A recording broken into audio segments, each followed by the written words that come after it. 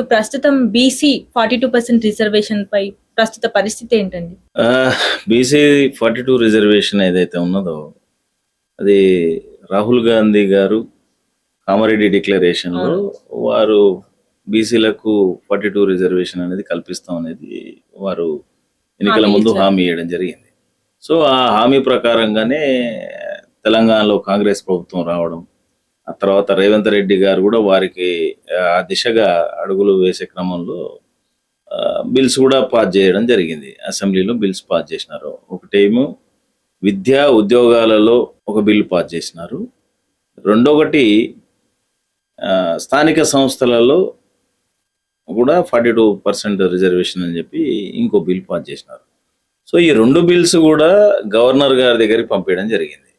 Governor గారు దీన్ని మీద నిర్ణయం తీసుకోలేక వారు ఏం చేసినారంటే రాష్ట్రపతి గారికి పంపినారు. సో రాష్ట్రపతి గారు హోమ్ మినిస్ట్రీకి పంపాడు. సెంట్రల్ హోమ్ మినిస్ట్రీకి పోతుంది. సో ఈ బిల్స్ పాస్ కావాలంటే నీకు పార్లమెంటులో ఆమోదం చెందాలి.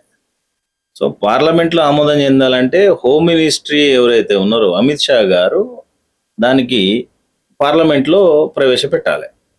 సో పార్లమెంట్లో ప్రవేశపెట్టకుండా వారు ఏం చేశారంటే వారి దగ్గర పెట్టుకున్నారు. వారి దగ్గర పెట్టుకున్న క్రమంలో ఇప్పుడు ఇచ్చిన మాట ప్రకారంగా మరి 42% రిజర్వేషన్కి పోవాలి కాబట్టి అట్లీస్ట్ పంచాయతీ ఎలక్షన్లలో పోదామని చెప్పి పంచాయతీరాజ్ యాక్ట్ ప్రకారంగా 2018 పంచాయతీరాజ్ యాక్ట్ ప్రకారంగా దాంట్లో సవరణలు చేస్తూ 42 రిజర్వేషన్ బీసీలకు కల్పిస్తూ ఒక జియో మళ్ళీ అగైన్ అసెంబ్లీలో ఒక తీర్మానం ప్రవేశపెట్టినారు. ఆ తీర్మానం ప్రవేశపెట్టినప్పుడు కూడా అన్ని బీజేపీ, బీఆర్ఎస్ అన్ని పార్టీలు కూడా ఓకే అందరూ కూడా ఓకే అన్నాక తర్వాత మళ్ళీ దాన్ని యూటర్న్ చేసుకున్నారు. వారు మిగతా పార్టీలు యూటర్న్ చేసుకున్నారు. సో దీని మీద పంచాయతీ నోటిఫికేషన్ కూడా ఇచ్చిన క్రమంలో కొంతమంది ఎవరైతే మాకు నష్టం జరుగుతుంది అనుకుంటున్న కొన్ని అగ్రవర్ణాలకు సంబంధించిన వ్యక్తులు ఉన్నారు, వారు హైకోర్టులో 50% ఏదైతే క్యాబ్ ఉందో దాన్ని దాటొద్దని సుప్రీంకోర్టు గైడ్ లైన్స్ ఉన్నాయి. సో ఆ గైడ్ లైన్స్ దాటుతున్నారని చెప్పి వారు కోర్టులో పిటిషన్ వేసినారు, రిట్ పిటిషన్ వేసినారు. దాని మీద ప్రజా సంఘాలు కానీ బీసీ సంఘాలు కానీ ప్రభుత్వం కూడా అట్లా పెంచాల్సిన పరిస్థితి దేనికి వచ్చింది అనే దాని మీద కోర్టులో వేయడం జరిగింది. దాంట్లో కోర్టు కౌంటర్స్ వేయమని చెప్పుకుంటూ అదే ఇప్పుడు ఉన్న పరిస్థితులలో స్టే విధించుకుంటూ నోటిఫికేషన్ ఇచ్చిన తర్వాత పంచాయతీ ఎలక్షన్స్ ఆపడానికి లేదు కాబట్టి మీరు పోతే గనక పాత రిజర్వేషన్ ప్రకారమే మీరు ఎలక్షన్స్కి పోండి, ఆపమని అనకుండానే పాత రిజర్వేషన్ అంటే బీసీ 42% కాకుండా బీసీ, ఎస్సీ, ఎస్టీ అంతా కలిపి 50% బిలో రిజర్వేషన్ 50% బిలో ఉంచుకుంటూ వెళ్ళాలని చెప్పి హైకోర్టు ఒక ఇంటీరియం స్టే అంటే ఈ 42 రిజర్వేషన్ మీద స్టే విధిస్తూ ఎలక్షన్స్కి ఒకవేళ మీరు పోవాలనుకుంటే పాత రిజర్వేషన్ల ప్రకారం పోవచ్చు అని చెప్పి హైకోర్టు చెప్పడం జరిగింది. చీఫ్ జడ్జి గారి ఆధ్వర్యంలో బెంచ్ చెప్పడం జరిగింది. సో దాని మీద అంతకుముందే ఇప్పుడు పంచాయతీ ఎలక్షన్లు జరిగి 2 సంవత్సరాలు అవుతా ఉన్నది, ఇప్పటికీ ప్రభుత్వం ఎలక్షన్స్ పెట్టట్లేదని చెప్పి కొందరు మాజీ సర్పంచ్లు కావచ్చు కొందరు కేసు వేయడం జరిగింది. అదే హైకోర్టులో కేసు వేయడం జరిగింది. సో దాంట్లో తప్పట్లేదు కాబట్టి ఎలక్షన్స్ పోయినారు. సో ఇప్పుడున్న పరిస్థితుల్లో మొన్న కూడా రీసెంట్లీ కూడా మళ్ళీ అగైన్ 42% అమలు చేయట్లేదని చెప్పి మళ్ళీ ఒక వాద్యం హైకోర్టులో వేసినారు కొంతమంది.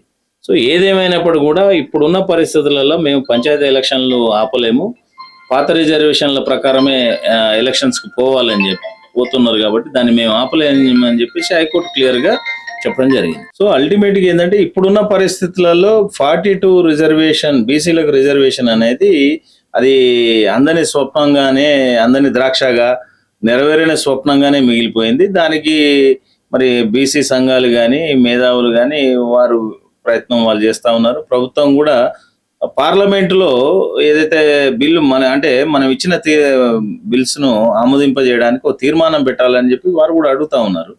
సో మనం చూడాలి ఇక మరి ఇప్పుడు అయితే సెషన్ స్టార్ట్ అయింది, పార్లమెంట్ సెషన్ స్టార్ట్ అయింది. కానీ మరి ఇంతవరకు అయితే ఆ దిశగా ప్రయత్నాలు అయితే మనకు కనబడట్లేదు. మనం ఇక వెయిట్ అండ్ సీ ఏం అంటే జరుగుతుందని ఇప్పుడు చూడాలి. మీరు చెప్పిన విధానాన్ని బట్టి ఇప్పుడు బీసీ రిజర్వేషన్స్ 42% అమలు అయ్యే ఛాన్సెస్ లేనట్టే కనిపిస్తుంది. ఇక అమలు కాలేదు కదమ్మా. ఇప్పుడు ఆల్రెడీ నోటిఫికేషన్ ఇచ్చారు, అలాట్మెంట్ ఇప్పుడు అమలు కాలేదు, అయిపోయింది. ఇంకా ఫ్యూచర్ లో కూడా అమలు కాదంటారా? దీనికి బీసీ రిజర్వేషన్ విషయానికి వస్తే ఇలా ఏదో ఎలక్షన్స్ ముందు అనేది కాకుండా ఒక తెలంగాణ ఉద్యమ రీతిలో దాన్ని పోరాటం చేయాల్సి వస్తుంది.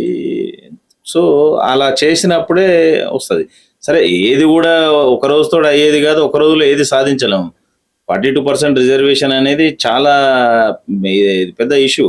So not only in Telangana, మన దగ్గరనే కాదు, ఇప్పుడు బీహార్లో కూడా వారు పెంచారు. అక్కడ కూడా వారు ప్రభుత్వం వారికి కూడా చుక్క ఎదురైంది. ఈవెన్ బీజేపీ ప్రభుత్వం ఉన్న మధ్యప్రదేశ్లో కూడా వాళ్ళు పెంచారు.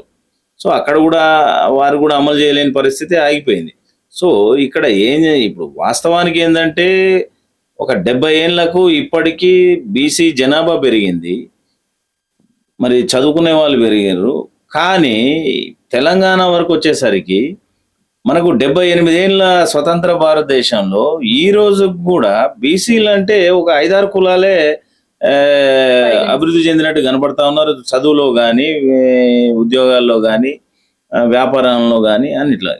ఇప్పుడు బీసీలలో కూడా దాదాపు ఒక 50% అంటే ఇప్పుడు ఎంబీసీలో వచ్చి డిఎన్టీస్ అంటే సంచార జాతులు వచ్చి ఇంతవరకు కనీసం వారి యొక్క ప్రాతినిధ్యం లేని పరిస్థితి.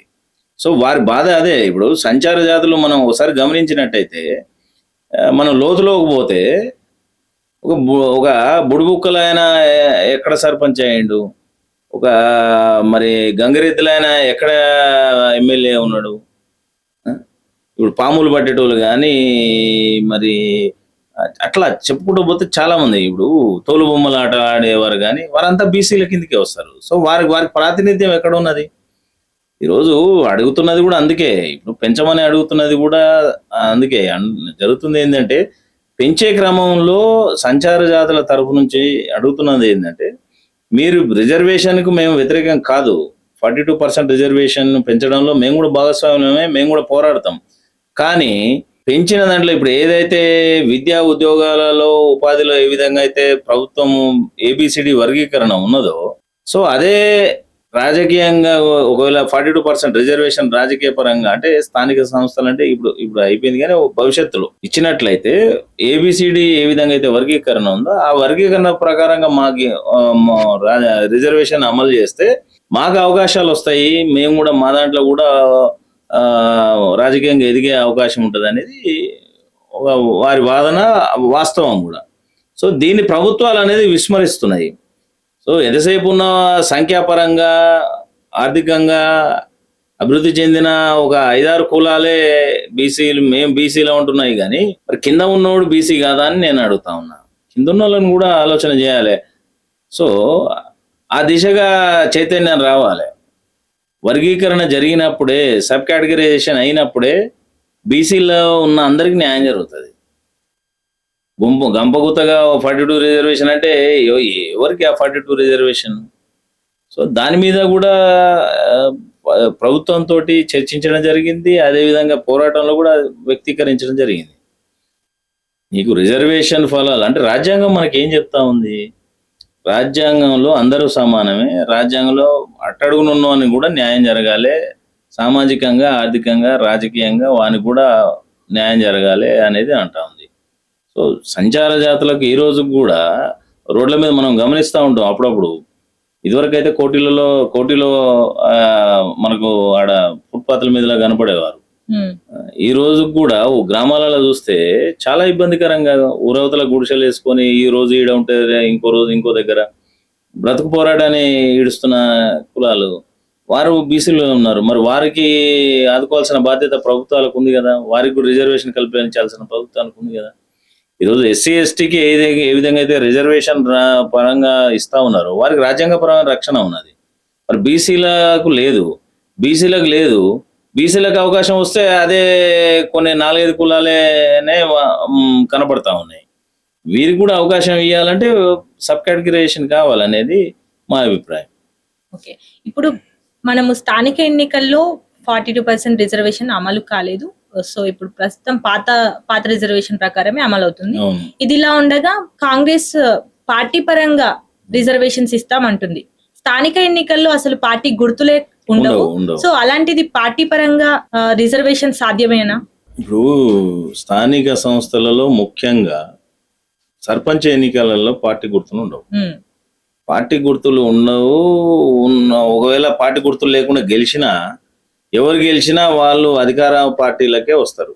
ఉమ్, ఎందుకంటే అది కామన్ గా అది అందరికి తెలిసిన విషయమే. ఎందుకు వస్తారంటే ఇప్పుడు నీ ఊరు డెవలప్ కావాలన్నా నిధులు కావాలి, నీకు ఏ పనికైనా నిధులు కావాలి. కాబట్టి ప్రభుత్వం అధికారంలో ఉన్న ప్రభుత్వమే ఇస్తుంది. అధికారంలో ఉన్న పార్టీకి ఖచ్చితంగా వారు ఇతర పార్టీలు గెలిచినా మళ్ళీ అందులో పోవాల్సిందే. ఓకే. సో అదంతా కామన్, అందరికి తెలిసిన విషయమే. దీంట్లో పెద్ద అదేమి ఉండదు. ఓకే.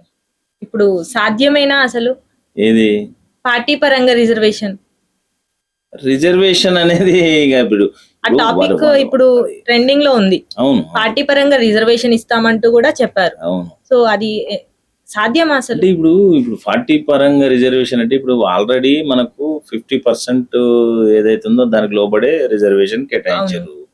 ఆ 50% లో మళ్ళీ అందులో కూడా ఇప్పుడున్న లెక్కల ప్రకారంగా కొంత బీసీలకు తగ్గినాయి. ఎందుకు తగ్గినాయి అంటే కొన్ని గ్రామాల మున్సిపాలిటీలు అయినాయి, కొన్ని షెడ్యూల్ ఏరియాస్ లో వారికి కేటాయించడం, అట్లా బీసీలకు 1-2% తగ్గింది. సో ఆల్రెడీ పెంచడం ఇచ్చిపెట్టు తగ్గింది ఇది. సో తగ్గిన దాంట్లో మరి గెలిచే వాళ్ళకు బీసీలకు ఆల్రెడీ ఉన్న దగ్గరనే ఇస్తారు. ఇప్పుడు 42% జనరల్ లో కూడా ఇవ్వాలనేది అంత అంటే ఇప్పుడు ఒక పార్టీ మాట చెప్తే ఈయన పరిస్థితులలో గ్రామాలలో ఉన్నారు అని అంటే నేనైతే అనుకుంటలేను.